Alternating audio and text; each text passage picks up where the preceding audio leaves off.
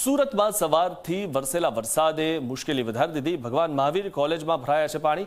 College આસપાસ રહેતા લોકો ઘરમાં રહેવા માટે મજબૂર થઈ પડ્યા છે। વેસુના વીઆઈપી રોડ પર કેન્ટીનમાં વરસાદી પાણી ભરાયા। કોલેજ બહાર મુખ્ય રોડ પર આવેલી દુકાનોમાં પાણી ઘૂસી ગયા। થોડા દિવસો પહેલા પણ આ જ પ્રકારની સ્થિતિ હતી। આ જે વિસ્તાર છે કહેવાય છે વીઆઈપી, પરંતુ અહીંયા થોડા ઘણા વરસાદમાં પણ પાણી ભરાઈ જતા હોય છે। આ જે કોલેજના દૃશ્યો છે તે કોલેજની કેન્ટીનમાં પણ પાણી ભરાયા છે।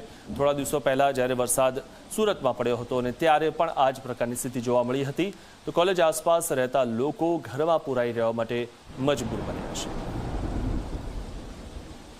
રેડ એલર્ટના પગલે સુરત શહેરમાં વહેલી સવારથી ધોધમાર વરસાદ વરસી રહ્યો છે, જેને કારણે સુરત શહેરના અનેક જે નીચાણવાળા વિસ્તારો છે તેમાં જળબંબાકારની પરિસ્થિતિનું નિર્માણ થયું છે। સીધા દ્રશ્યો આપ જોઈ શકો છો। ભગવાન મહાવીર કોલેજની બાજુમાં આવેલી જે દુકાનો છે તેના સીધા દ્રશ્ય છે, જ્યાં દુકાનો જે છે તે પાણીમાં ગરકાવ થઈ ગઈ છે। આપ જોઈ શકો છો લોકોને પારાવાર જે મુશ્કેલી છે અને હાલાકીનો સામનો કરવો પડી રહ્યો છે। મહત્વની વાત છે કે 10 દિવસ પહેલાં અહીં જે ભારે વરસાદના કારણે જે દુકાનો છે તે દુકાનોમાં પાણી ભરાઈ ગયા હતા અને લોકોને લાખો રૂપિયાનું નુકસાન સહન કરવાનો વારો આવ્યો હતો। ત્યારે મોડી રાતથી અવિરતપણે જે રીતે ધોધમાર વરસાદ વરસી રહ્યો હતો, જેને કારણે ફરીથી જે દુકાનો છે તે દુકાનોમાં પાણી ભરાવાની પરિસ્થિતિનું નિર્માણ થયું છે। આપ સીધા દ્રશ્યો આપ જોઈ શકો છો। જે દુકાનો અહીં જે નીચાણવાળા વિસ્તારોમાં હતી તેવી તમામ જે દુકાનો છે તે દુકાનોમાં પાણી ભરાઈ ગયા છે। આપ જોઈ શકો છો જે બેઝમેન્ટમાં જે દુકાનો આવી છે તેનું અડધું જે શટર છે તે શટર પાણીમાં ડૂબી ગયું છે। એટલે કે આપ જોઈ શકો છો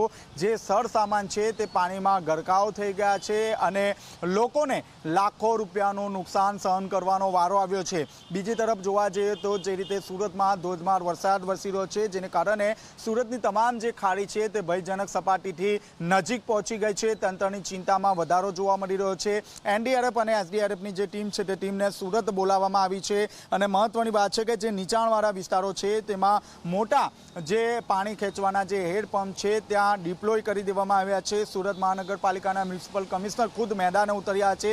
જ્યાં પણ પાણી ભરાવાની પરિસ્થિતિનું નિર્માણ થતું હોય છે ત્યાં તાત્કાલિક ધોરણે જે ટીમ છે તે ટીમને ડિપ્લોય કરી દેવામાં આવી છે। હાલમાં પણ સુરતના ઉધના, લિંબાયત, ડિંડોલી સહિતના વિસ્તારોમાં પાણી ભરાવાની પરિસ્થિતિનું નિર્માણ થયું છે। કેમેરામેન વિજય બેસાણી સાથે ચેતન પટેલ, ઝી મીડિયા, સુરત। તો ધોધમાર વરસાદે ફરી સુરતની મુશ્કેલી વધારી દીધી છે। ત્યારે સુરતના મ્યુનિસિપલ કમિશનર નાગરાજન પહોંચ્યા છે લોકોની મુલાકાતે। મનપા કમિશનરે વેસુ વિસ્તારની મુલાકાત લીધી, તો વરસાદને પગલે સર્જાયેલી સ્થિતિનો તેમણે તાગ મેળવ્યો। મનપા કમિશનરે ઝી 24 કલાક સાથે પણ વાતચીત કરી હતી।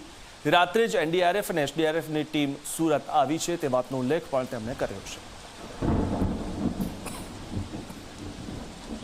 હવામાન વિભાગ દ્વારા જે રીતે સુરત સહિત દક્ષિણ ગુજરાતમાં રેડ એલર્ટ આપવામાં આવ્યું છે, ત્યારબાદ સુરત શહેરમાં વહેલી સવારથી ધોધમાર વરસાદ જોવા મળી રહ્યો છે। ખાસ કરીને મ્યુનિસિપલ કમિશનર સહિતની જે ટીમ છે તે ટીમ વહેલી સવારથી જ જે સ્પોટ છે તે સ્પોટ ઉપર જોવા મળી રહ્યા છે અને ખાસ કરીને જ્યાં પાણી ભરાઈ ગયું હોય ત્યાં તાત્કાલિક ટીમ મોકલવાની કામગીરી હાથ ધરવામાં આવી રહી છે। જી સર, હવામાન વિભાગ દ્વારા રેડ એલર્ટ આપવામાં આવ્યું છે, શું કહેશો? આવતા 2-3 દિવસ માટે તો જનરલ એલર્ટ આપવામાં આવી હતી। આજે સવાર માટે 6 કલાકનું ખાસ રેડ એલર્ટ સુરત શહેર માટે આપવામાં આવેલી હતી। એટલે આપણે વહેલા સવારથી આપણે ટીમોને જમીન ઉપર ઉતારી દીધા હતા અને બેદવાડ કાઢીનું પણ આપણે લેવલ મોનિટરિંગ કરીએ છીએ અને જ્યાં જ્યાં પાણી ભરાય છે ત્યાં નિકાલ માટેનું આપણું સ્ટાફ કામમાં લાગેલું છે। અને જે વીઆઈપી રોડ અને આઠવા ઝોનના વિસ્તાર માટે ખાસ જે વધારે એકસાથે એક જથ્થામાં પાણી વરસાદ પડ્યો એના જે ઇમ્પેક્ટ આવ્યું એના નિરાકરણ કરવા માટે આપણે સ્ટોર્મ વોટર ડ્રેઇનનું ફ્લશિંગનું કામગીરી કરવામાં આવેલી છે। અને ભીમરાડનું ખાડી વિસ્તારમાં જે છે ખાડીનું પોલાઈ કરવાનું કામ અને ત્યાં જે કચરો ભરાયેલો હતું એનું સાફ સફાઈનું પણ કામ કરવામાં આવ્યા છે અને આપણે અલર્ટ રીતે કરીએ છીએ। અને 1 કલાકમાં 2 ઇંચ સુધીનું તો વોટર લોગિંગ ના થાય, એના કરતાં વધારે થશે તો વોટર લોગિંગ થવાની શક્યતા છે। તો આપણે હાઈ પાવર વોટર પંપ નવને મોબિલાઇઝ કર્યા છે। એટલે લો લાઇંગ વિસ્તાર જ્યાં પાણીનો ભરાવ થાય છે ત્યાં તૈયારીની સ્થિતિમાં રાખવામાં આવેલા છે। સર, મહત્વની વાત છે કે જે ખાડી છે તે ખાડીને લઈને શું આયોજન? ખાડીને લઈને આપણે ટૂંકા ગાળા અને લાંબા ગાળાનું બંને આયોજન કરવાનું થાય છે અને એની અંદર ટેકનિકલ જે આખું સ્ટડી કરીને ગ્રામ્ય વિસ્તારની જે વરસાદ પડે એની સાથે પણ આપણે ધ્યાનમાં રાખીને મોટું એક અભિગમથી કામ કરવાની ખૂબ જરૂર છે। એમાં લાંબા ગાળાનું આયોજન છે। તેમ છતાં આપણે હંગામી ધોરણે સ્ટોર્મ વોટર ડ્રેનેજનું કેપેસિટી વધારવાનું અને લાઇનને થોડું મોટું કરવાનું અને જ્યાં જ્યાં પ્રશ્નો છે એ નિવારણ કરવા માટે અને પમ્પિંગની વ્યવસ્થા માટેનું પણ આયોજન કરવામાં આવી રહ્યું છે. સર, છેલ્લો સવાલ, ખાસ કરીને સુરત શહેરમાં વરસાદ વરસતો હોય છે ત્યારે આ વખતે ખાડીની શું પરિસ્થિતિ છે અને શું આયોજન? આ વખતે ખાડીમાં તો 2-3 વખતનું આપણું સ્પેલ થઈ ગયું છે. એની અંદર મેનેજમેન્ટ સારું થયું છે. પ્રશ્ન જ્યારે થાય ત્યારે 1 કલાકની અંદર 3 થી 4 ઇંચ વરસાદ એક જગ્યામાં પડે તો વધારે પાણી ભરાવાની સંભાવના છે. એટલે ફ્લેશ ફ્લડનું જે છે પ્રશ્ન હોઈ શકે છે. એટલે આપણે એસડીઆરએફ અને એનડીઆરએફ ટીમ તૈયારીમાં રાખેલા છે અને ગઈકાલે રાત્રે પણ એનડીઆરએફ એસડીઆરએફની બે ટીમ આપણને વધારે મંગાવીને એને રાખ્યા છે. તો આ હતા મ્યુનિસિપલ કમિશનર જેઓ દ્વારા સ્પષ્ટપણે કહેવામાં આવ્યું છે કે સુરતમાં જે રીતે રેડ એલર્ટ આપવામાં આવ્યો છે ત્યારબાદ એસડીઆરએફ અને એનડીઆરએફની જે ટીમ છે તે ટીમ સુરત બોલાવી દેવામાં આવી છે.